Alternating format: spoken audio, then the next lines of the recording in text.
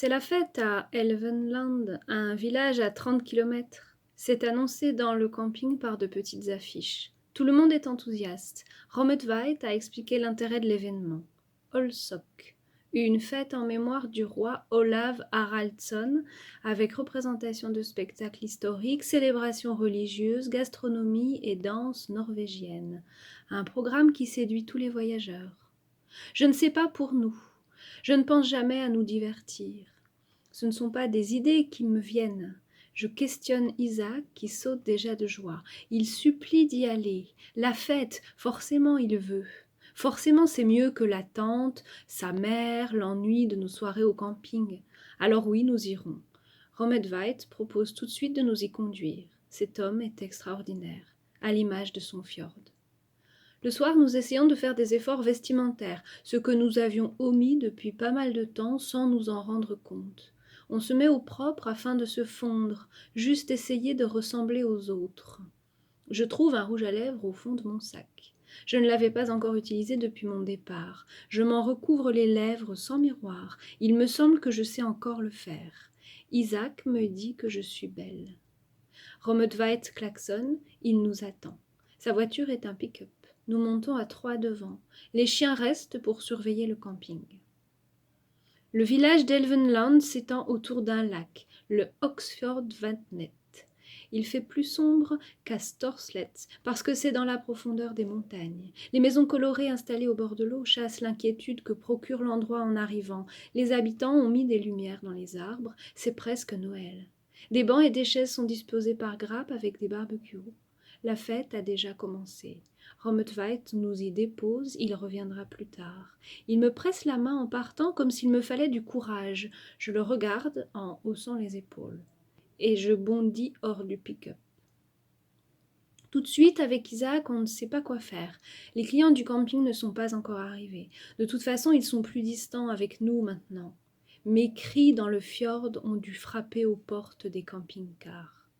Personne n'a plus essayé de nous approcher, de savoir l'amour que j'ai. Nous marchons le long des maisons, la fumée des barbecues nous barre la route, nous fait tousser, nous donne faim. J'ai pris l'argent des voyageurs. Nous avons de quoi festoyer, il faut que l'on s'amuse. On ne peut pas faire autrement. Je dois initier Isaac à la fête, à ces moments de joie que fabrique la fête. Je serre l'argent au fond de ma poche. Où es-tu, la fête? Dépenser, boire, manger, danser s'il le faut. Je suis prête à tout.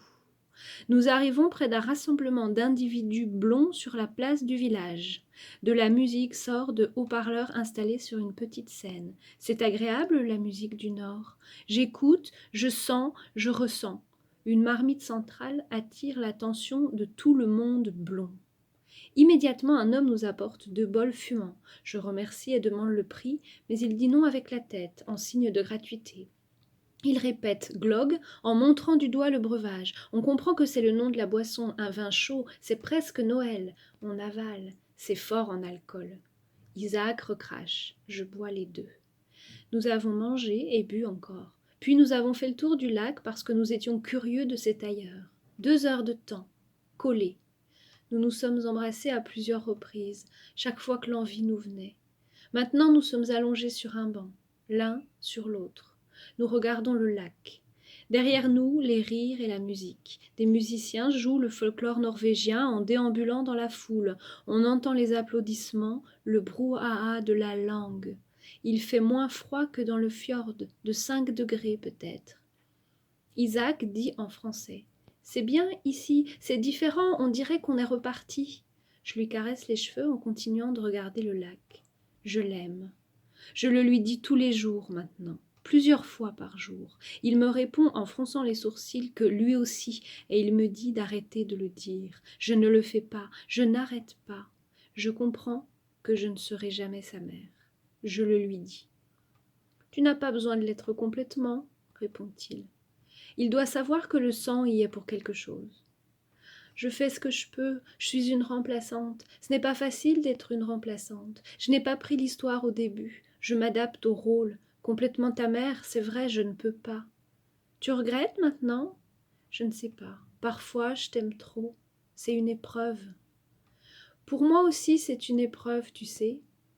Je ne réponds rien. Je pense que je n'aurais jamais dû. C'est à se faire mal chaque jour, une déflagration constante. Je suis aveuglée, il faudrait que quelqu'un me lèche les yeux. Tu veux danser avec moi sur cette musique du Nord? Je me lève en le disant.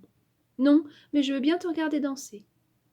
Il y en a qui dansent à deux, d'autres seuls. Je vais jusqu'au milieu de la foule et je me mets à bouger. Je ne sais pas danser, je le fais pour lui plaire et parce qu'il me regarde. J'aime bien l'odeur. L'odeur de la danse, celle des corps et celle des cheveux. Je la reconnais. Ce n'est pas celle de Didier, c'est complètement différent, une odeur de porc en pleine extase. Je fais de petits pas en avant et en arrière. C'est comme ça qu'on fait.